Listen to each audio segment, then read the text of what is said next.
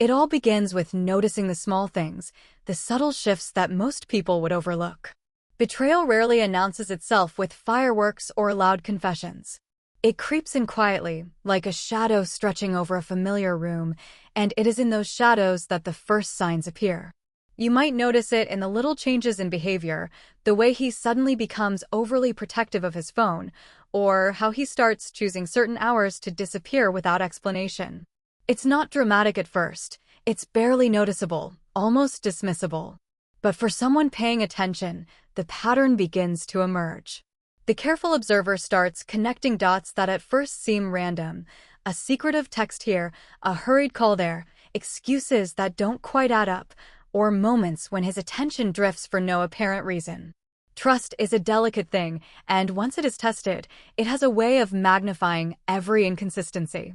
At first, you might question your own perceptions, wondering if you are imagining things or reading too much into ordinary interactions. That doubt is part of the process, a subtle psychological trap designed to make you question reality itself. Yet the intuition that something is off is usually correct. Women in particular, in stories like these, often sense shifts in energy and emotional distance before they see tangible evidence. It's not paranoia, it's attentiveness. It's knowing the rhythm of a person's life so well that any disruption immediately rings an alarm. You start noticing things you previously ignored, a new perfume lingering in his coat, an extra layer of attention to personal appearance, or a sudden insistence on privacy that feels unnatural. Each tiny sign is a piece of a larger puzzle, and the challenge is to observe without reacting prematurely, to gather information with precision and clarity. Observing betrayal is not just about seeing what's wrong, it's about noticing what is missing. Absences speak as loudly as presences. The absence of shared routines, the lack of casual conversation that used to feel effortless, the way laughter becomes less frequent or more forced, all of these are clues. And then there are the changes in language, the way he refers to people or events, the slips of the tongue that hint at stories left untold. These small betrayals of speech are often the most revealing because they happen unconsciously. No one can fully hide the truth once it has rooted itself in the subconscious. And as you start cataloging these observations mentally, a pattern emerges, a narrative that he might have hoped to conceal but cannot completely erase. The process requires patience. You can't rush the discovery. The danger of moving too quickly is twofold. You either act on incomplete information, which can create unnecessary conflict, or you give him the opportunity to cover his tracks more carefully. Instead, you develop a kind of quiet vigilance, watching, listening, and noting without revealing that you have already seen what he believes is hidden. This stage is crucial because it allows you to strategize. Knowing the truth without exposing it immediately gives you power, the power to respond on your own terms rather than react impulsively. Every small observation becomes a tool in your arsenal. Every inconsistency is a clue that, when combined with others, forms an undeniable picture. It also teaches a kind of emotional discipline. Betrayal, when first suspected, can ignite anger, sadness, or desperation, and those emotions, if acted upon prematurely, often obscure judgment. But observing with clarity requires setting emotion aside temporarily. It requires the ability to sit with discomfort, to watch the person you trusted engage in deceit without letting your own feelings cloud your perception. This is not easy. It demands an almost surgical focus, a conscious decision to prioritize clarity over immediate gratification or confrontation. You learn to detach while still feeling, to analyze while still experiencing the sting of the truth. There's also a sense of self-discovery in this process. By paying attention to the signs of betrayal, you learn about your own intuition, your capacity for discernment, and your ability to read people at a level that goes beyond words.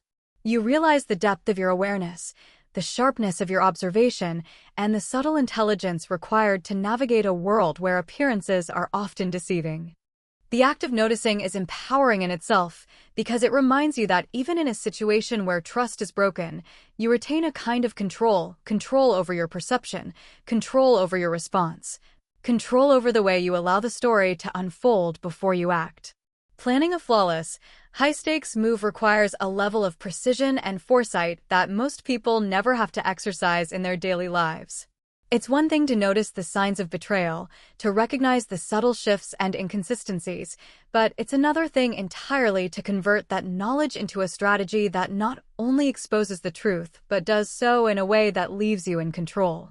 This stage is where patience, observation, and cunning converge, and it is here that the difference between reactive emotion and calculated action becomes starkly evident. You begin by mapping out every possible scenario, considering not just the obvious reactions, but the hidden layers of consequences. Each detail of his plan, each potential loophole or misstep on his part, is studied and anticipated. The goal is not to confront him recklessly, not to erupt in anger or accusation, but to orchestrate a sequence of events that maximizes impact, turning the betrayal into a revelation in your favor. The first step in this planning process is understanding the environment in which the confrontation will occur. Luxury cruises, expensive restaurants, or social events are not merely backdrops, they are strategic landscapes. You assess who will be present, what their relationship is to the people involved, and how their presence can be leveraged to amplify the effect of your move. It's about recognizing that the story isn't just about two people, it's about the broader context, the network of witnesses, and the social dynamics that shape perception. The ultimate objective is not just exposure, but control over the narrative. By involving key players, those whose attention and judgment carry weight, you ensure that the truth lands with precision, leaving little room for denial, deflection, or manipulation. Every move must be calculated, timed, and executed with elegance. There is no room for impulsive decisions or emotional outbursts because those can undermine the strategy. Instead, you adopt the mindset of a strategist, almost like a chess player thinking several moves ahead. You consider his likely reactions, the excuses he might offer, and the ways he might attempt to deflect blame or minimize the impact. Then, you plan contingencies to counter each of these possibilities. This meticulous approach turns what could have been a moment of chaos into an orchestrated performance where you are the one in control, the one directing the flow of events rather than being swept along by them. Part of this planning involves leveraging subtlety and discretion. You cannot announce your intentions prematurely, nor can you reveal the extent of your knowledge too soon. Instead, you operate behind the scenes, making arrangements quietly, using indirect channels, and carefully coordinating timing so that when the moment arrives, it lands perfectly. This is often the most challenging part because it demands restraint. The temptation to act impulsively is ever present, fueled by anger, frustration, or the desire for immediate vindication. But the true power lies in waiting, in calculating, and in executing at exactly the right moment, when all variables align to produce maximum effect. Another critical component is anticipating his psychology. People who betray often operate with a false sense of security, believing that their actions are concealed and that no one is paying attention. This overconfidence becomes a vulnerability that you can exploit. By studying his behavior, predicting his assumptions, and positioning yourself in a way that leverages his blind spots, you gain an upper hand. The move is not just tactical, but psychological. You are creating a scenario in which he underestimates you, leaving him unprepared for the revelation that is about to unfold. Every step of your plan is designed to amplify his surprise while maintaining your own composure. Planning at this level also involves understanding the emotional landscape, not just yours, but his, hers, and those of any others involved. You consider how each person is likely to feel and react, and you adjust your approach accordingly. The objective is to orchestrate a response that is impactful without descending into chaos, to expose the truth in a manner that is controlled, precise, and unforgettable. This requires foresight, empathy, and a deep understanding of human behavior, because a successful strategy depends as much on anticipating reactions as it does on executing actions. Finally, planning a high-stakes move teaches a kind of inner discipline. It trains you to think ahead, to anticipate consequences, and to act with deliberate purpose rather than reacting impulsively.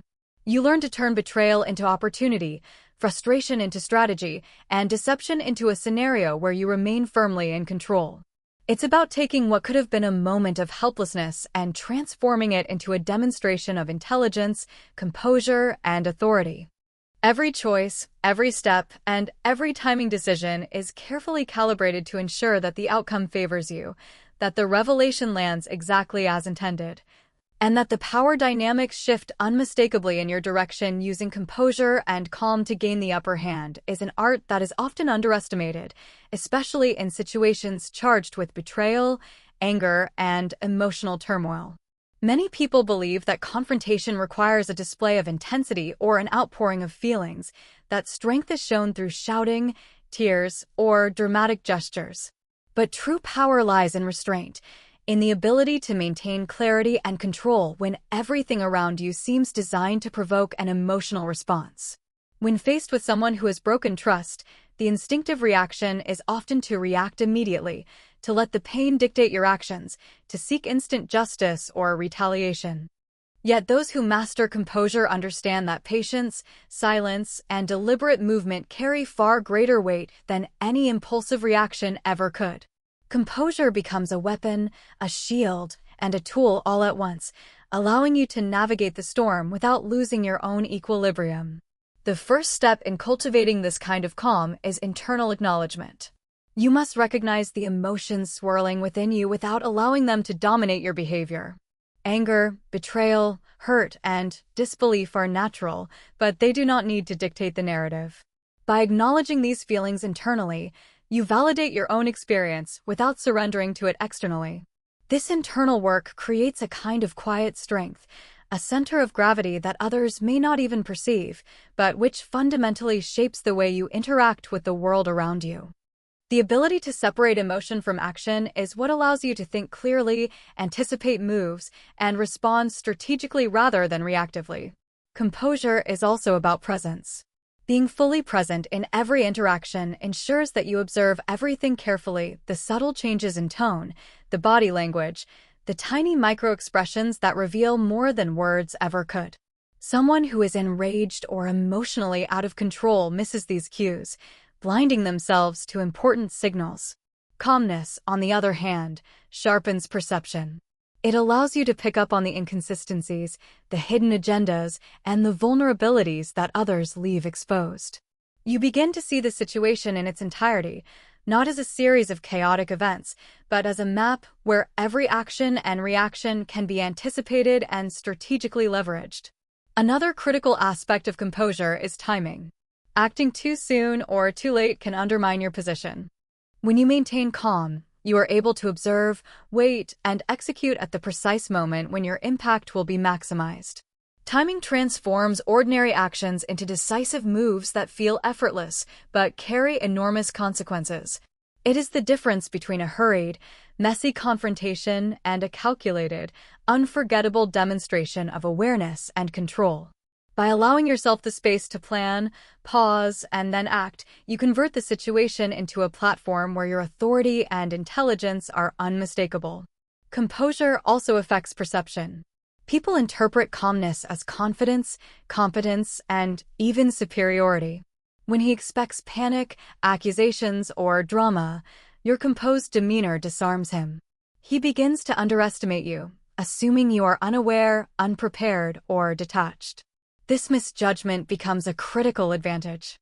While he operates under the illusion of security, your calm allows you to orchestrate events with precision, choosing your words, gestures, and timing to maximize effect.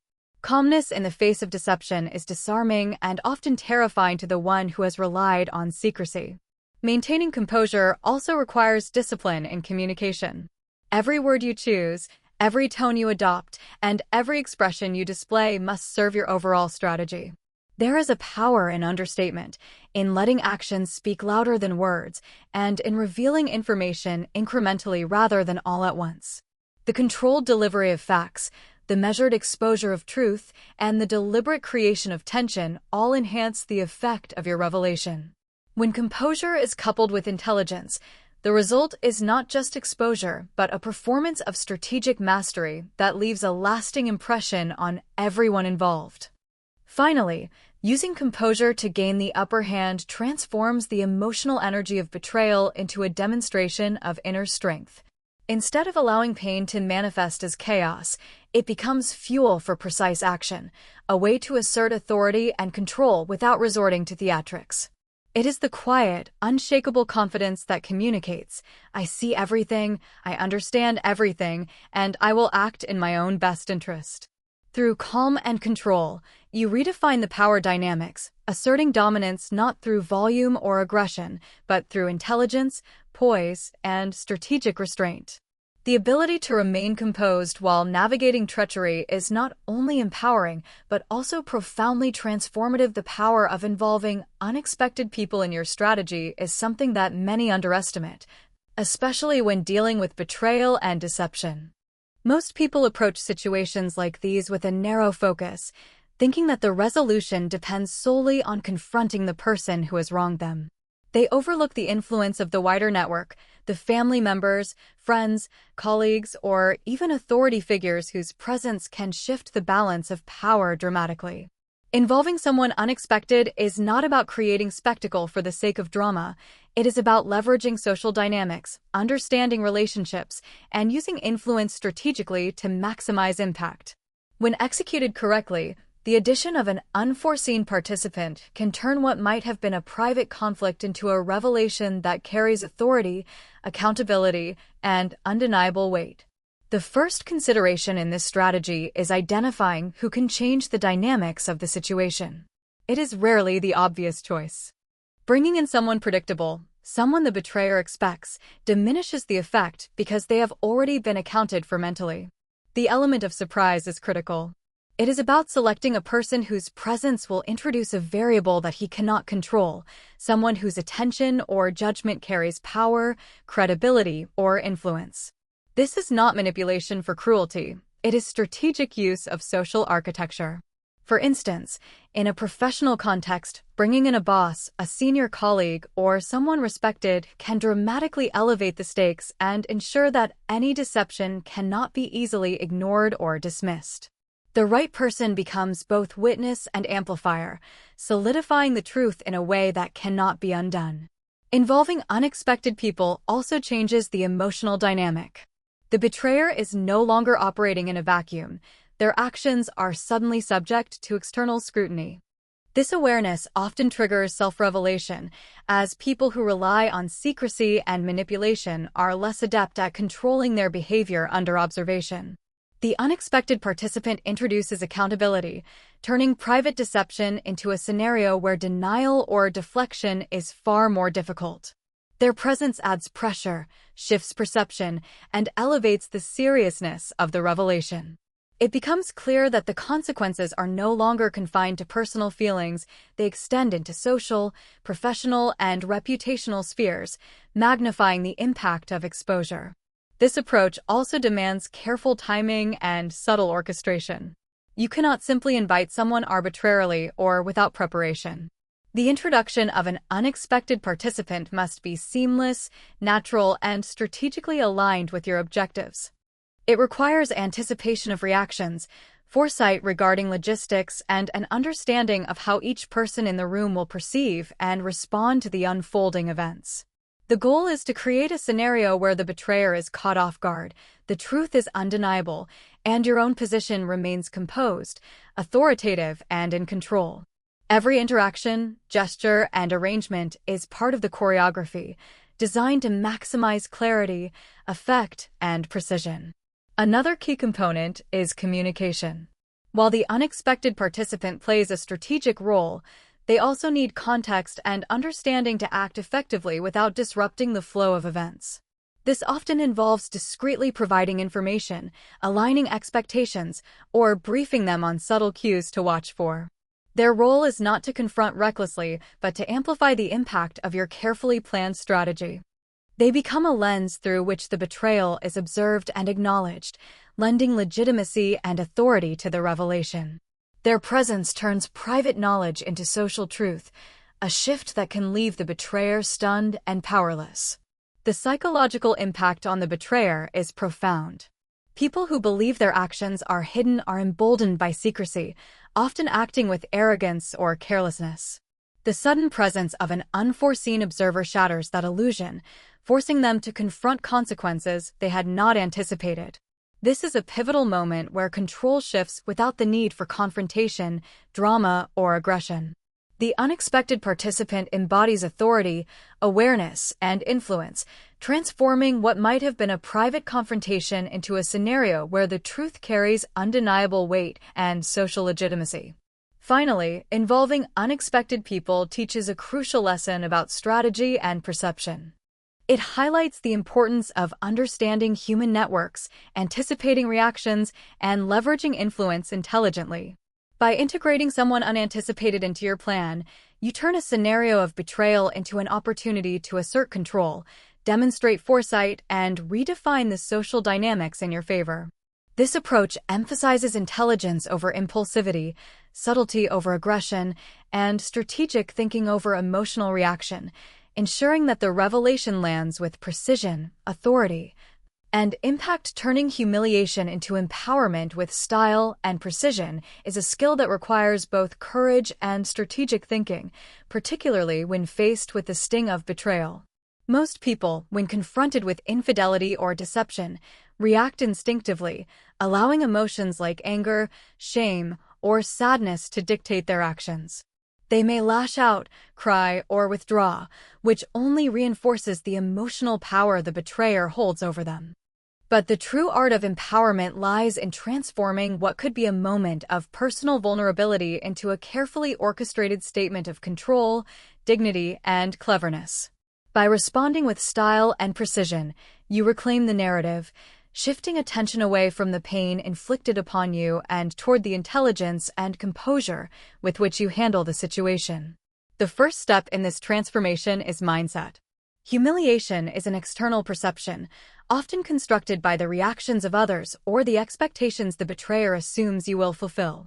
By choosing not to conform to those expectations, by refusing to react with predictable emotion, you take the first step toward empowerment.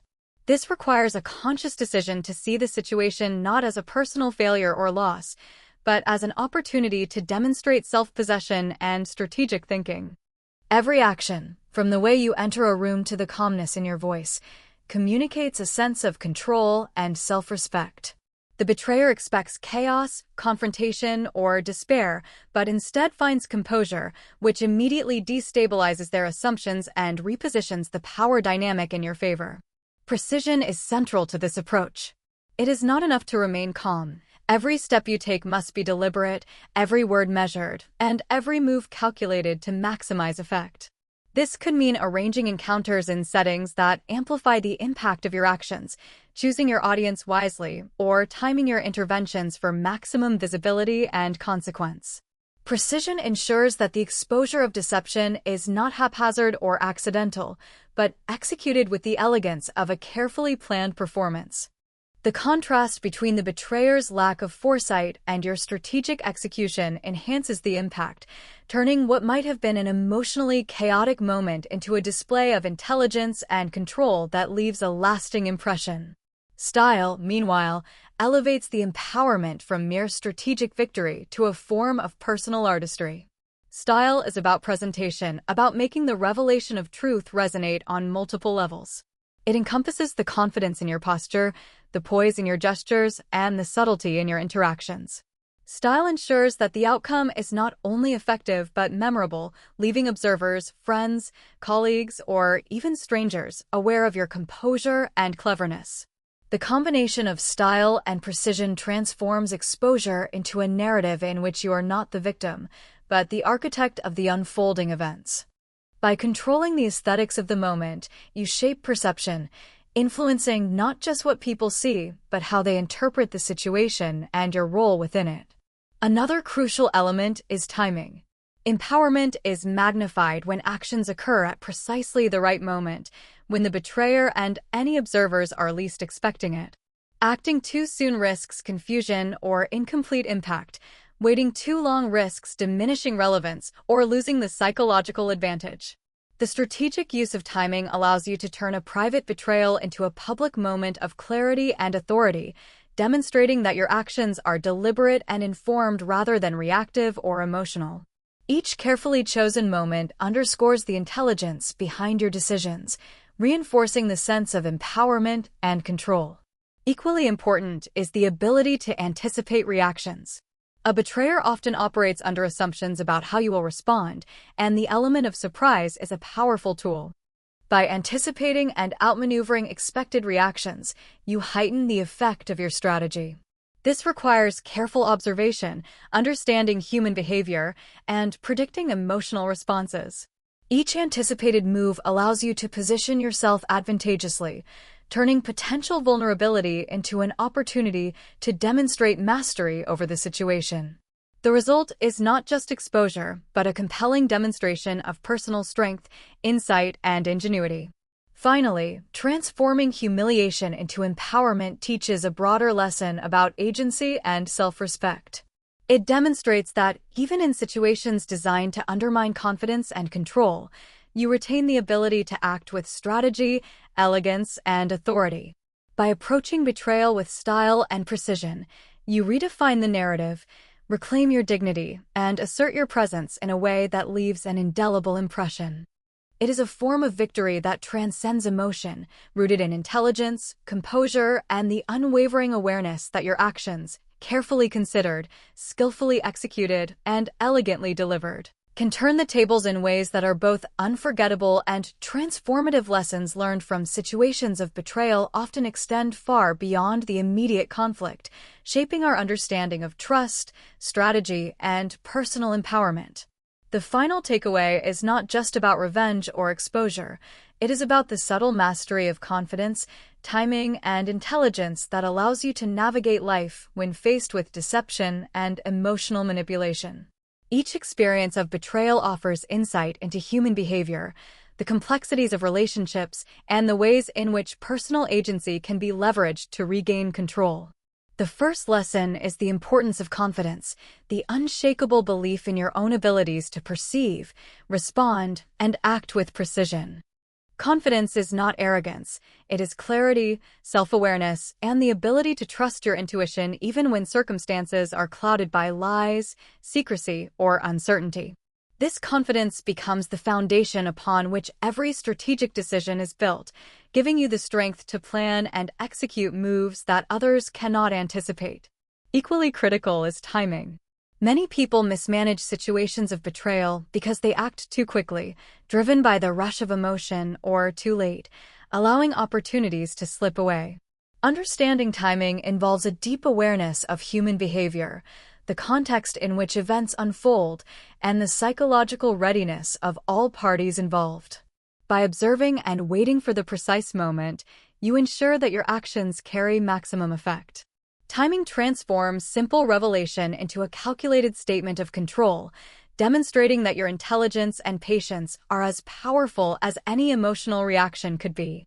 It is through timing that a situation shifts from chaos to orchestration, from personal hurt to strategic mastery. Another lesson is the value of composure. Maintaining calm in moments where emotions are intense is not just a personal discipline, it is a tactical advantage. Composure allows you to think clearly, observe meticulously, and respond in ways that assert authority without resorting to drama. It provides space to analyze the betrayer's behavior, predict reactions, and execute plans with precision. People who respond impulsively often give away control, but those who master composure retain the ability to steer the narrative and influence outcomes. The lesson here is that emotional regulation is a form of power, and calmness under pressure is one of the most effective tools for reclaiming agency in situations designed to destabilize you. Strategic thinking is another profound takeaway. Every action in response to betrayal should be informed, deliberate, and aligned with long-term objectives. Impulsive responses may satisfy immediate emotional needs, but rarely achieve meaningful outcomes. By approaching betrayal with strategy, you elevate the situation from a personal conflict to a demonstration of intelligence and foresight. Strategy requires not only understanding the actions of the betrayer, but also anticipating the ripple effects on everyone involved, from friends and colleagues to those whose influence can amplify your position. Thoughtful planning ensures that every step taken moves you closer to empowerment rather than reactive frustration. Trust, once broken, teaches lessons about boundaries and discernment. Recognizing the signs of deception early, understanding the motivations behind betrayal, and establishing clear personal limits are essential for protecting oneself in future relationships. These lessons cultivate a sharper awareness of human behavior, enhancing your ability to navigate complex social dynamics while minimizing vulnerability. It is not about cynicism. It is about clarity, self-protection, and making informed choices that honor your own values and priorities. Finally, these experiences underscore the importance of turning adversity into growth. Betrayal can be devastating, but it also offers a rare opportunity to refine personal skills, emotional intelligence, strategic thinking, observational acuity, and composure under pressure. The ultimate lesson is that empowerment is not about retaliation. It is about mastery. By acting with confidence, timing, and intelligence, you transform a situation designed to undermine you into one that showcases your resilience, capability, and strategic brilliance. Every move becomes intentional, every action measured, and every outcome aligned with the assertion of your own agency and the demonstration that, even in the face of deception, you remain in control, aware, and undeniably powerful.